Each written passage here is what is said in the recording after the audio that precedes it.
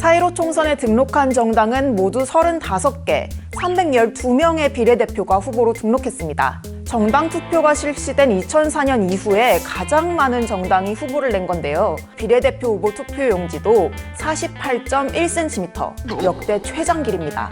어쩌다가 이렇게 길어졌을까요? 오늘은 지난 영상에서 언급한 비례대표제에 대해서 좀 더 자세하게 알려드리겠습니다. 4월 15일 투표장에 가면 유권자들은 투표용지 2장을 받습니다.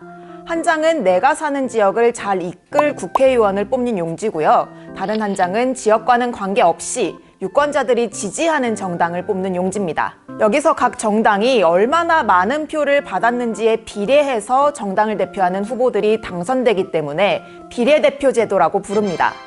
더욱이 이번 총선에서는 득표수와 당선자 수의 연동률을 높인 준연동형 비례대표제가 적용되기 때문에 정말 작은 정당도 비례대표 의원을 낼 수 있다는 기대가 높아졌습니다. 그래서 작은 정당들이 우후죽순 만들어졌고 이렇게 투표용지가 길어지게 된 거죠.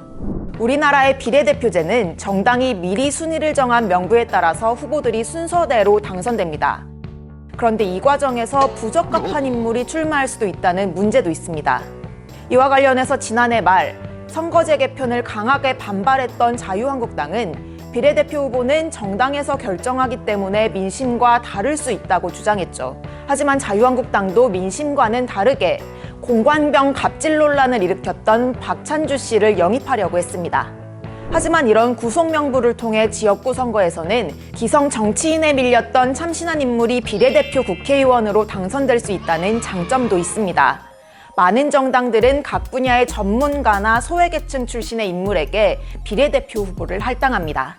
이들이 국회의원이 되면 전문적인 입법과 정책 활동이 가능해지고 소외된 자들의 시각에서 법안이 만들어질 수 있게 되죠.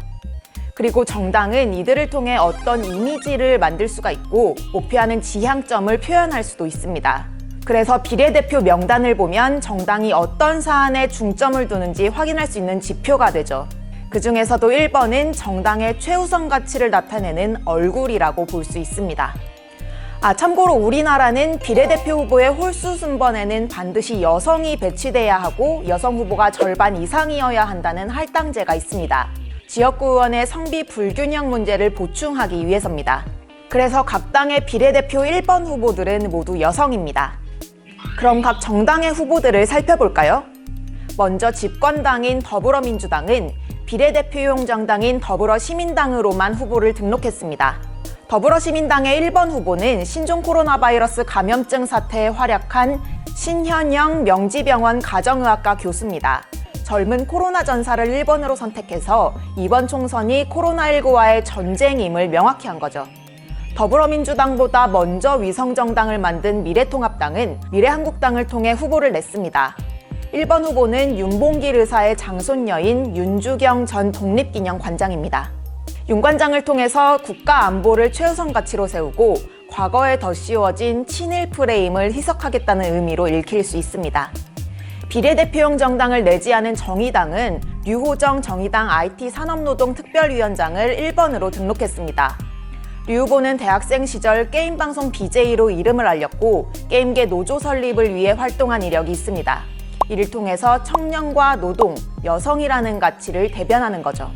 안철수 대표의 의료봉사로 지지율이 크게 오른 국민의당은 최연숙 계명대 대구 동산병원 간호부원장을 1번으로 내고 국민의 안전을 국가 최우선 과제로 삼는 국민의 정당으로 거듭나겠다고 밝혔습니다. 마지막으로 비례대표 투표용지에 가장 윗자리를 배정받은 민생당은 정혜선 가톨릭대 보건대학원 교수를 1번으로 배치해서 국민 안전을 강조했습니다. 이렇게 비례대표 후보자 명부는 확정됐지만 아직도 여기저기서 잡음은 들리는 중입니다. 더불어시민당은 소수정당이 참여했다지만 결국 민주당을 위한 위성정당이라는 비판을 받고 있습니다. 급하게 정당이 만들어진 탓에 공천을 졸속 심사했다는 논란도 불거졌죠.